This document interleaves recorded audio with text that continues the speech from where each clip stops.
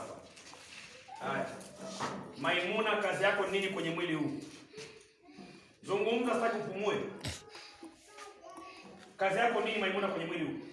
Umefanya nini na nini? Sema. Sema. Utakuzungumza. Utakuzungumza Maimuna. Haya, funga virago vyako kwenye mwili na kuua. Kufa Maimuna. Kwa jina la Yesu Kristo. Kufa. Siruke tena. Haya, mwingine nani? Jini gani umelituma lingine huko? Jini gani lingine umetuma? Fungua kinywa. Jini lingine lipi?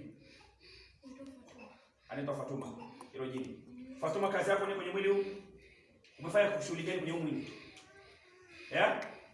Haya, fungua kinywa, fungua macho yako, tazama udongo unaoshikilia. Uone una mamlaka gani sasa hivi. Haya, fungua kinywa, fungua macho yako.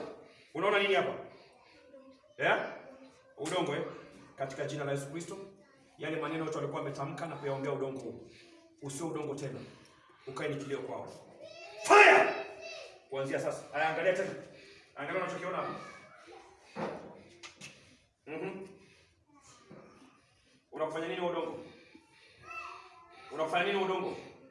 Unachoma Bado. Ndio moto uongezeke. Huo moto uongezeke. Huo moto uongezeke.